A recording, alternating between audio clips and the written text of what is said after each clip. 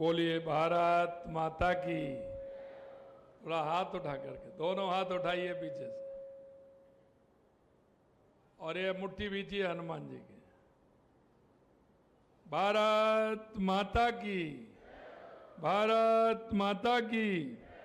सोमनाथ महादेव की, झारखंड महादेव की, गिरिराज धरण की, वंशे वारे की, सालासर बालाजी की, खाटू श्याम की, मेहंदीपुर वाला जी की, गोविंद देव जी की, आप सभी की। आज के इस सोमनाथ यात्रा 2026 के शुभारंभ के अवसर पर मंच पर विराजमान कैबिनेट में मेरे साथी, देवस्थान मंत्री भाई जोराराम कुमावत जी, हमारे जयपुर जिले के प्रभारी मंत्री, विधि मंत्री, संसदीय कार्य मंत्री भाई जोगाराम पटेल जी, तीसरे हमारे गृह राज्य मंत्री भाई जवाहर सिंह जी मैडम साहब, हमारी जयपुर की लोकप्रिय सांसद श्रीमती मंजू शर्मा जी, शासन सचिव देवस्थान विभाग श्रीमती सुची त्यागी जी, आयुक्त देवस्थान विभाग सुश्री प्रज्ञा केवल रमानी जी, डीआरएम श्री रवि जैन जी, मुख्य क्षेत्रीय प्रबंधक आईआरसीटीसी श्री मुकेश सैनी जी, हमारी पार्टी के जिला अध्यक्ष भाई अमित गोयल जी, और इस कार्यक्रम में आए सभी मेरे अधिकारीगण, पार्टी के कार्यकर्तागण, और मेरे सामने बैठे मेरे वो सभी वरिष्ठ जन, मेरे वे सभी मेरे सम्माननीय, मेरे पितातुल जो इस यात्रा को जा रहे हैं, ऐसे सभी मेरे भाई और बहनों, मेरे सभी अग्रज, सबसे पहले तो मैं आप सभी का स्वागत करता हूं, अभिनंदन करता हूं। आप सभी का यहां आने पर मैं स्वागत करता हूं। आज मुझे बड़ी खुशी हो रही है। वो खुशी इसलिए हो रही है कि मेरे सामने दो भाई मेरे खड़े हुए हैं। उन्होंने अपने कंधे पर कावड़ में अपने माता पिता की तस्वीर ले रखी है, क्योंकि ये हमारी संस्कृति के अंदर है। जो हमारे बुजुर्ग हैं, हमारी माताएं हैं, हमारे बुजुर्ग ताऊ हैं, उनका जीवन का ये संकल्प होता है कि जब अपने घर गृहस्थी के कार्य से जब वो फ्री हो जाते हैं, बच्चों की पढ़ाई लिखाई शादी ब्याह करके, तो उनके मन में एक बात आती है कि मैं क्यों ना कोई तीर्थाटन करके आऊं, कहीं ना कहीं मैं किसी ना किसी धाम में मैं जाऊं, वहां जाकर के मैं दर्शन करके आऊं।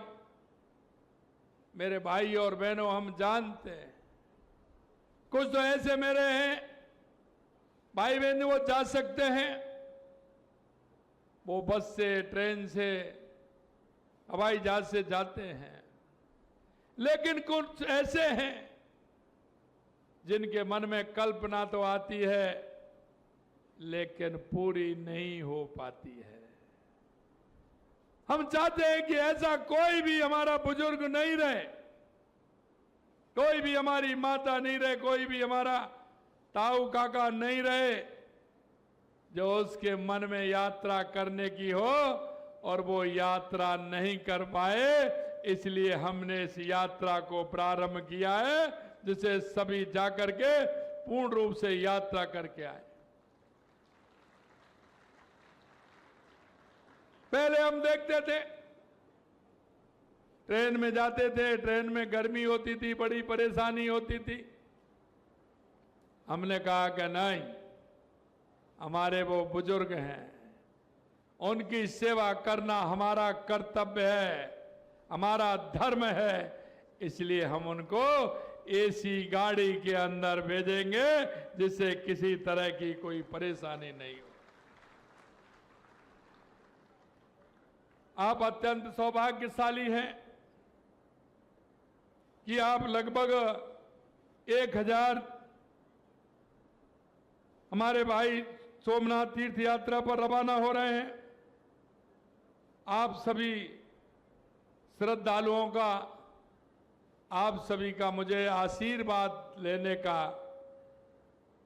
जो मेरे को यहाँ आकर के जो आपका आशीर्वाद मिला है, आपके दर्शन का लाभ हुआ है, निश्चित रूप से मैं बहुत ही सौभाग्यशाली हूं। आपकी यात्रा मंगलमय हो, आपकी यात्रा शुभ हो। भगवान शिव के 12 ज्योतिर्लिंग है, लेकिन सबसे प्रथम ज्योतिर्लिंग है जो पूजा जाता है, वो सोमनाथ है। और आप बाबा सोमनाथ की यात्रा के लिए जा रहे हैं। वो ही नहीं, आपको वहां उसके साथ साथ नागेश्वर भगवान भी मिलेंगे। आप भेड़ द्वारका भी जाएंगे, द्वारका भी जाएंगे। मन में हमेशा ये रहता है कि हम द्वारका नहीं देखा, सोमनाथ नहीं देखा। भगवान ने जहां जाकर के अलग ही अपना द्वारका धाम बनाया था, और आप सभी जानते हैं कि उन ऐसे स्थानों पर जाने से निश्चित रूप से हमारे मन में वो शांति का भाव, आध्यात्मिकता का भाव जो आता है, वो हमारे ऐसे स्थानों से आता है। वो हमारे लिए बहुत ही हमारे गर्व की बात होती है कि हम हमारे ऐसे स्थान पर तीर्थाटन के लिए जाते हैं, तो हमें गर्व की अनुभूति भी होती है। और आपने देखा है, क्योंकि यह हजारों सालों तक ऐसे लोगों ने राज किया। कभी यहां हूण आए, कुषाण आए, इस्लाम आया, अंग्रेज आए, उन्होंने हमारी संस्कृति को मिटाने का काम किया, हमारे मंदिरों को विखंडित किया, खंडित किया।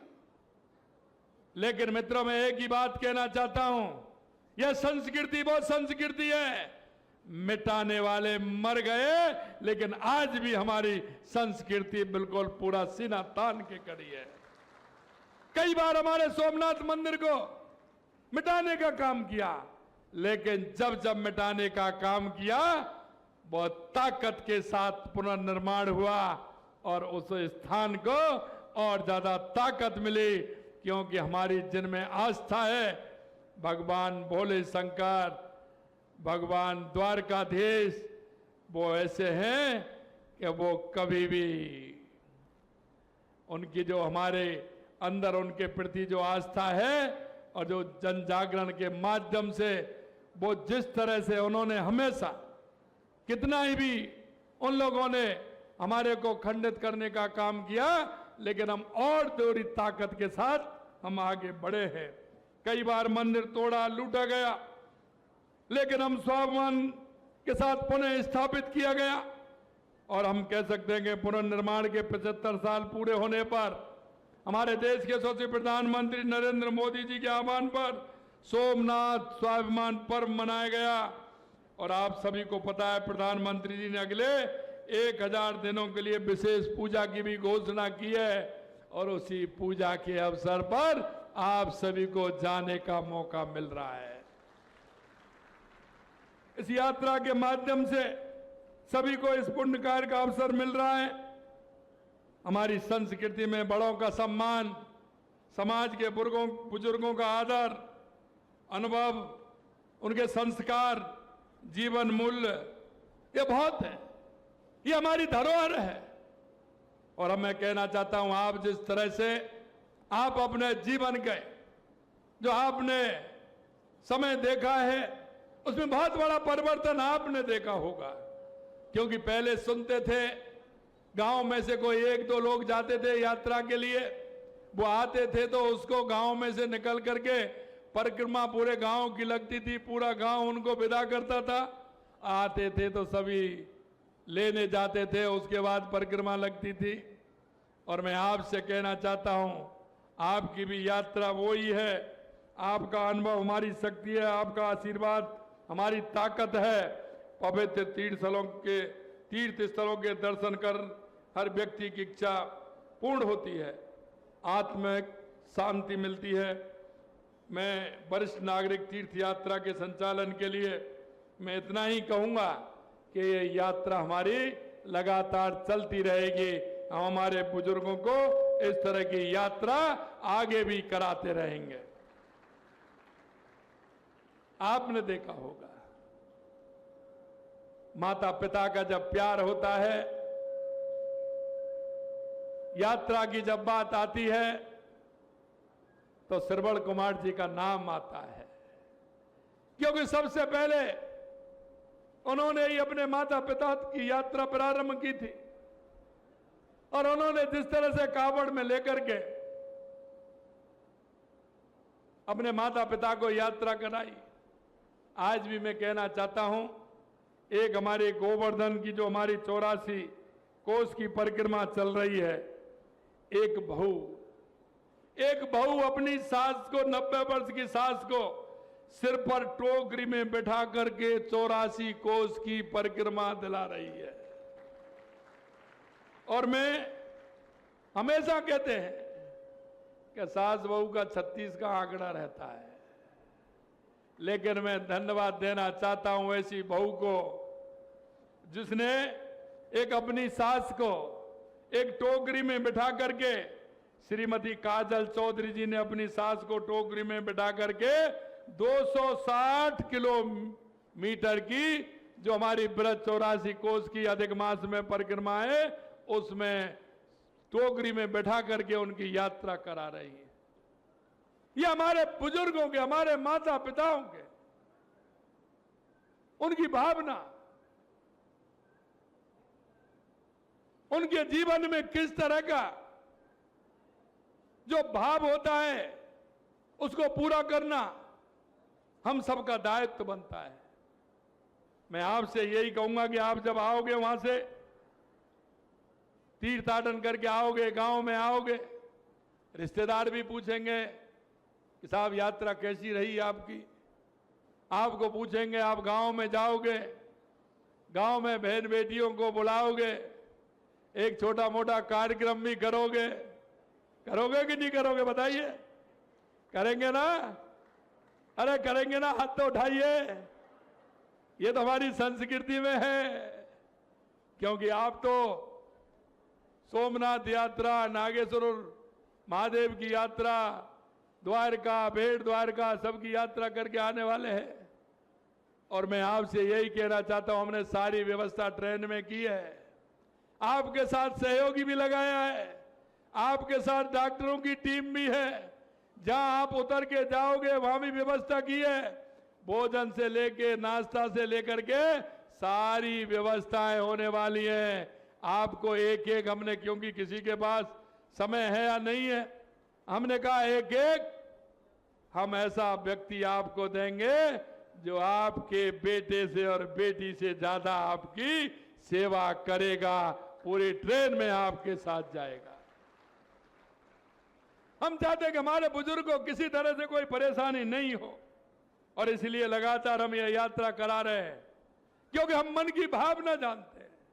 हमारे किसी भी बुजुर्ग, माता, ताऊ, पिता समान हमारे सभी, उनके मन में यह बात नहीं जाए कि मैं यात्रा को जाना चाहता था लेकिन मैं यात्रा को नहीं जा पा रहा हूं। आप चिंता मत करिए, देश के यशस्वी प्रधानमंत्री नरेंद्र मोदी जी ने कहा है कि हमारे एक एक बुजुर्ग को यात्रा करानी है, तीर्थाटन कराना है, यह उनका संकल्प है। हम माननीय प्रधानमंत्री जी के इस संकल्प को पूरा कर रहे हैं। मेरे बुजुर्गों, अब तक हमने 1 लाख वरिष्ठ नागरिकों को अब तक इस योजना तीर्थ यात्रा का लाभ दिया है। 1 लाख लोगों को, इसमें 93,000 वरिष्ठ नागरिकों को रेल मार्ग से और 12,000 वरिष्ठ नागरिकों को हवाई यात्रा के माध्यम से हमने यात्रा कराई है। सनातन परंपरा में तीर्थ यात्रा का विशेष महत्व रहा है। यह केवल धार्मिक आस्था का विषय नहीं है, यह आत्म शांति, मानसिक संतुलन और सकारात्मक ऊर्जा का माध्यम है। और मैं आज से यही कहना चाहता हूं, हमारे जगत गुरु आदि शंकराचार्य ने पूरे देश में को एक सूत्र में जोड़ने का काम किया। 4 मठों की स्थापना की जो आज 4 धाम कहलाते हैं। माननीय देश के यशस्वी प्रधानमंत्री नरेंद्र मोदी जी ने के नेतृत्व में हमारी सनातन संस्कृति को उत्थान के लिए आगे उसको बढ़ा रहे हैं। आप सभी जानते हैं, चाहे अयोध्या का राम मंदिर हो, आप देख रहे हैं कितना विशाल अयोध्या का हमारा राम मंदिर बन के तैयार हुआ है। चाहे हमारा काशी विश्वनाथ कॉरिडोर हो, महाकाल लोक हो, केदार धाम हो, अनेक तीर्थों का कायाकल्प किया है। हमारी डबल इंजन की सरकार भी, हमारी प्रदेश की सरकार भी उसके लिए राजस्थान के हमारे मंदिरों के लिए लगातार काम कर रही है। चाहे हमारे पुष्कर जी हों, खाटू श्याम जी हों, नाथ द्वारा हो, केशोराय पाटन हो, हमारा पूछरी का लौटा हो, आदि के लिए हम काम कर रहे हैं। मैं आपसे यही कहना चाहता हूं, लगातार हमारी सरकार ऐसे हमारे धार्मिक स्थानों के लिए काम कर रही है। राजकीय मंदिरों में 25 करोड़ रुपए खर्च करके उसमें उत्सव मनाया जा रहा है। वरिष्ठ जनों के समग्र कल्याण के लिए निरंतर कार्य कर रहे हैं। अस्पतालों में वृद्ध अवस्था में विशेष इकाइयों रामाश्रय का नाम दिया है और हम चाहते हैं हमारे हर बुजुर्ग को पेंशन का लाभ भी मिले। जो मेरे किसान भाई हैं उनको किसान सम्मान निधि भी मिले। हर भाई को हमारी सरकार की योजनाओं का लाभ मिले। संभागीय अस्पतालों में वरिष्ठ जन के लिए न्यूनतम 30, हमने वरिष्ठ जनों के लिए 30 बिस्तर आरक्षण किए हैं कि आए, तुरंत उनका इलाज हो, किसी तरह से परेशानी नहीं हो, इलाज भी आपका फ्री हो। अस्पतालों में विशेष बिस्तरों की व्यवस्था की गई है। राष्ट्रीय वृद्धावस्था पेंशन भी दे रहे हैं। मुख्यमंत्री वृद्ध जन पेंशन भी जा रही है। 50 लाख से अधिक पेंशनर्स को 18,000 करोड़ रुपए से अधिक का सम्मान राशि सीधे उनके खाते में जमा होती है। आप बताइए, खाते में पेंशन आती